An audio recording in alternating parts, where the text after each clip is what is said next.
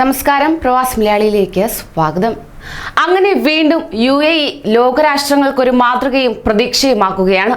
Corona നൽകിയ ദുരിതങ്ങൾ എടുത്തുമാറ്റി സാധാരണ ജീവിതത്തിലേക്ക് പ്രവേശിക്കുകയാണ്. 5 ദിവസം നീണ്ട പെരുന്നാൾ അവധിക്ക് ശേഷം UAEയിലെ സർക്കാർ ഓഫീസുകൾ ഇന്നലെ തുറന്ന് പ്രവർത്തനം ആരംഭിക്കുകയുണ്ടായി. വിവിധ ആവശ്യങ്ങൾക്കായി എത്തിയവരുടെ എണ്ണം വർദ്ധിച്ചുവെങ്കിലും മുഴുവൻ ജീവനക്കാരും ഹാജരായതിനാൽ കൃത്യനിർവഹണം സുഗമമായി നടക്കുകയും ചെയ്തു. കോവിഡ് വ്യാപനം തടയുന്നതിന്റെ ഭാഗമായി നിയന്ത്രണം ഏർപ്പെടുത്തി 1 വർഷത്തിന് ശേഷമാണ് സർക്കാർ ഓഫീസിൽ മുഴുവൻ ജീവനക്കാരും എത്തുന്നത്. നേരത്തെ 2 ഘട്ടങ്ങളിലായി 50% പേർക്കായിരുന്നു ഓഫീസിൽ നേരിട്ടെത്താൻ അനുമതി നൽകിയിരുന്നത്. ശേഷിച്ചവർ വീട്ടിലിരുന്ന് ജോലി ചെയ്തു വരികയായിരുന്നു. വിസ, എമിറേറ്റ്സ് ID തുടങ്ങിയ ആവശ്യങ്ങൾക്കായി എത്തിയവരെ കൊണ്ട് Amar centre, federal authority four identity and citizenship കേന്ദ്രങ്ങൾ നിറയുന്ന കാഴ്ച. എന്നിരുന്നാൽ തന്നെയും ചിലയിടങ്ങളിൽ ശരീരോഷ്മാവ് പരിശോധിച്ചാണ് ആളുകളെ പ്രവേശിപ്പിച്ചത്. തിരക്ക് നിയന്ത്രിക്കാൻ സുരക്ഷാ ഉദ്യോഗസ്ഥരും ഇവിടങ്ങളിൽ ഉണ്ടായിരുന്നു.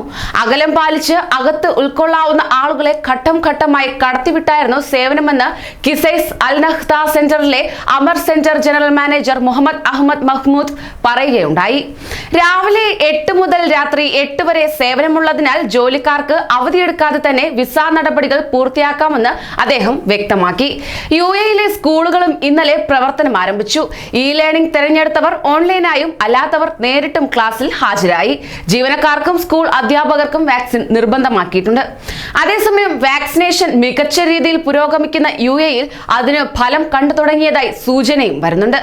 അടുത്ത കാലത്തായി രാജ്യത്ത് റിപ്പോർട്ട് ചെയ്യപ്പെടുന്ന പ്രതിദിന കോവിഡ് കേസുകളുടെ എണ്ണത്തിലുണ്ടായ കാര്യമായ കുറവ് വാക്സിനേഷൻ കാരണമാണെന്നാണ് വിലയിരുത്തപ്പെടുന്നത്. കഴിഞ്ഞ ദിവസം റിപ്പോർട്ട് ചെയ്തത് ഈ വർഷത്തെ ഏറ്റവും കുറഞ്ഞ കോവിഡ് കേസുകളെന്നാണ് റിപ്പോർട്ട്.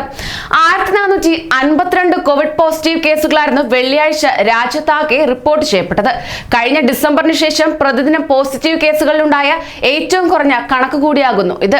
ഡിസംബർ 28-ന് 1027 കേസുകൾ റിപ്പോർട്ട് ചെയ്യപ്പെട്ടതായിരുന്നു ഇതിനു മുമ്പുള്ള ഏറ്റവും കുറഞ്ഞ പ്രതിദിന കണക്ക് എന്നത്. കൂടുതൽ പ്രവാസി വാർത്തകൾക്കായി ഈ ചാനൽ സബ്സ്ക്രൈബ് ചെയ്യൂ.